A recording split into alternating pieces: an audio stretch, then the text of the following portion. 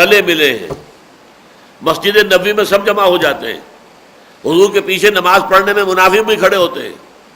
بلکہ جو منافقوں کا سردار ہے سب سے بڑا عبداللہ ابن ابی، وہ تو اپنی چودراہٹ کے اظہار کے لیے کھڑے ہو کر پہلے لوگوں سے کہتا ہے لوگوں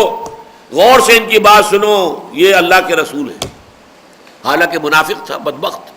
وہ اللہ کا رسول نہیں مانتا تھا اپنے دل میں، وہ تو صرف یہ ہے کہ غزوہ بدر کے بعد وہ ایمان لایا تھا، غزوہ بدر سے پہلے ایمان بھی نہیں لایا، اور اس کے دل میں تو آگ بڑی بھڑک رہی تھی، اس لیے کہ اس کو بادشاہ بنانے کا فیصلہ ہوا تھا مدینے کا، اس کے لیے جو ہے تاج سونے کا تیار کیا جا چکا تھا، ابھی تاج پوشی رہتی تھی، رسم نہیں ہوئی تھی کہ حضور صلی اللہ علیہ وسلم تشریف لے آئے، بے تاج بادشاہ کی حیثیت سے مدینے میں داخل ہو گئے، اب اس کے سارے خواب چکناچور ہو گئے، اس لیے وہ تو اول روز سے،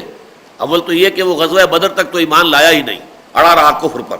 حالانکہ اس کا قبیلہ جو ہے خزرج،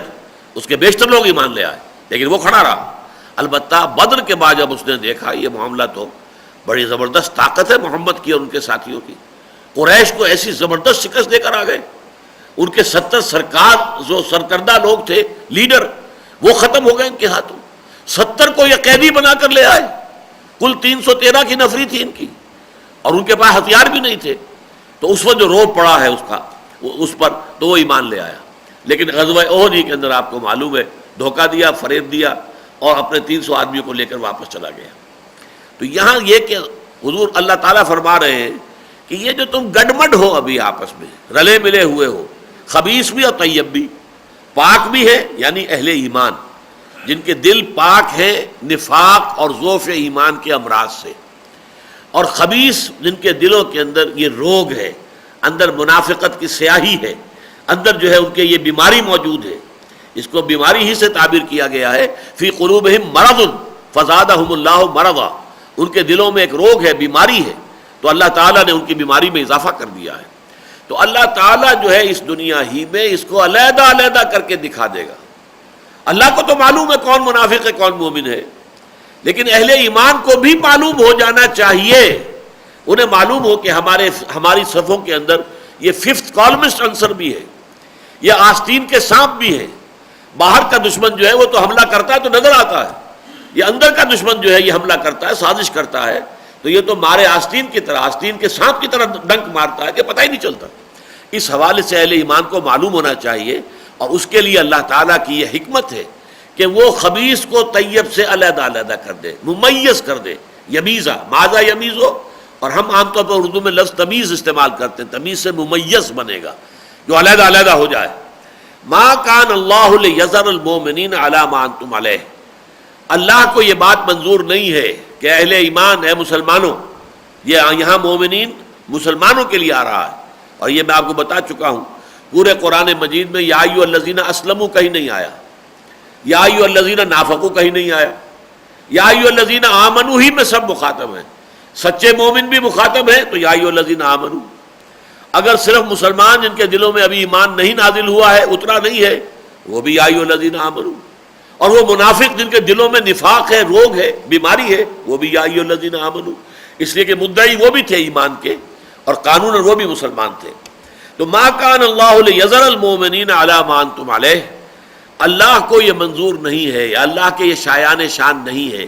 یا اللہ کا یہ طریقہ نہیں ہے، اللہ کی یہ سنت نہیں ہے کہ وہ تمہیں چھوڑے رکھے اس کیفیت پر جس پر کہ اے مسلمانوں تم اس وقت ہو، یعنی تمہارے اندر مومن اور منافق گڈمڈ ہیں، ملے جلے ہوئے ہیں، اور ان کو علیحدہ علیحدہ کرنا یہ اللہ تعالیٰ کی سنت ہے۔ حتیٰ یمیز الخبیث من الطیب، یہاں تک کہ اللہ تعالیٰ ممیز کر دے خبیث کو طیب سے، معلوم ہو جائے ناپاک کون ہے،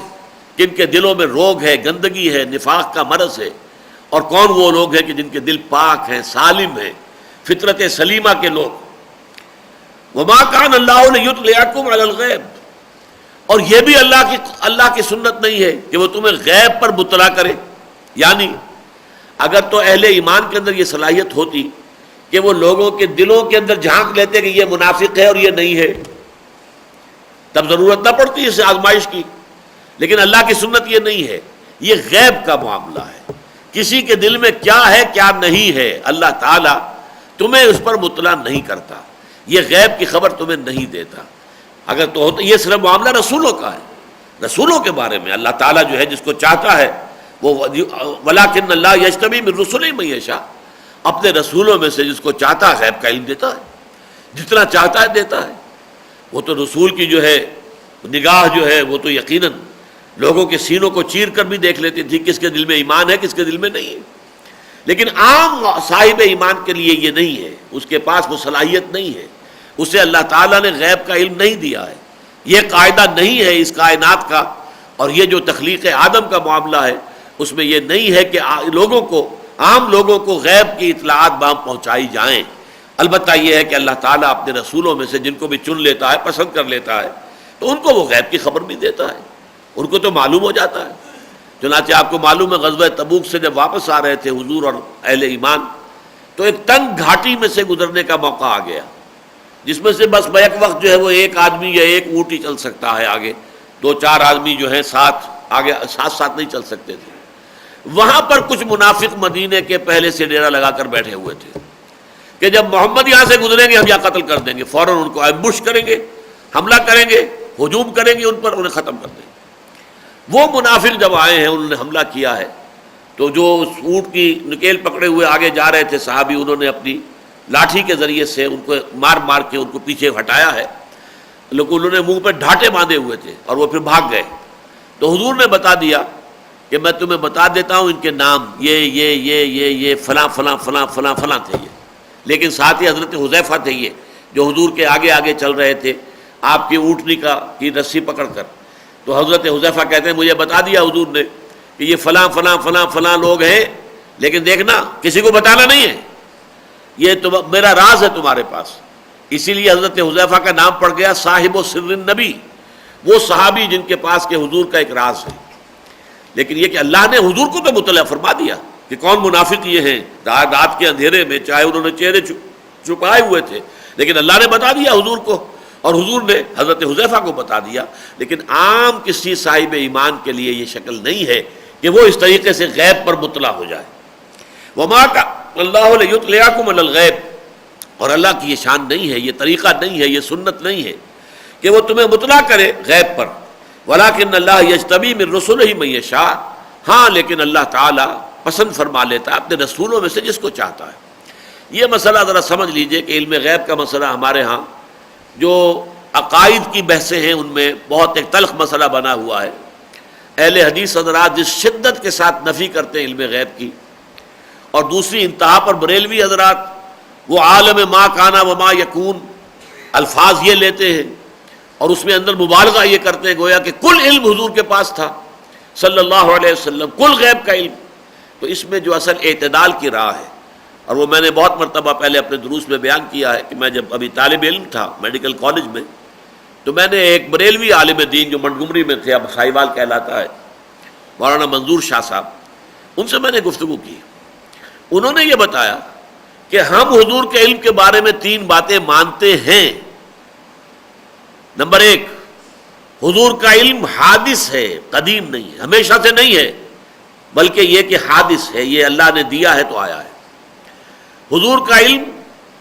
عطائی ہے، ذاتی نہیں ہے، اللہ نے دیا ہے تو اللہ تعالیٰ کا دیا ہوا علم ہے، خود اپنی ذات سے آپ کو علم حاصل نہیں ہے۔ نمبر 3، آپ کا علم محدود ہے، لا محدود نہیں ہے۔ لا محدود علم جو ہے وہ صرف اللہ کا ہے۔ البتہ جب ایک بریلوی مسلک کا شخص کہتا ہے عالم ما کانا وما یکون، تو اس کے ذہن میں یہ ہوتا ہے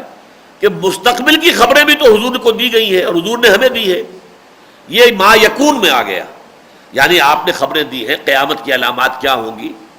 آپ نے جو آخری زمانے کی جنگوں کا تذکرہ کیا ہے، حدیث کے پورے باب ہیں، کتاب الملاحم اور کتاب و اشراط الساعہ، کتاب و علامات القیامہ، یہ سب کیا ہیں؟ یہ آئندہ کی خبریں دی جا رہی ہیں نا، ما یکون ہے یہ، اور ما کانا جو پیچھے ہے، یقیناً حضور کا علم ما کانا اور ما یکون دونوں کو حاوی ہے، لیکن کل ما کانا نہیں اور کل ما یکون نہیں، دونوں طرف جو ہے محدودیت ہو جائے گی، لیکن اپنی جگہ پر ایسنشلی ما کانا بھی ہے اور ما یکون بھی ہے، اس لیے کہ جو کچھ ہونے والے ہیں واقعات، جو مستقبل میں پیش آنے والے واقعات ہیں، ان کی بھی خبر اللہ نے حضور کو دی ہے صلی اللہ علیہ وسلم، اور حضور نے کتنی پیشن گوئیاں جو ہیں وہ مسلمانوں کے سامنے، صحابہ کے سامنے بیان کی ہیں، جو ہمارے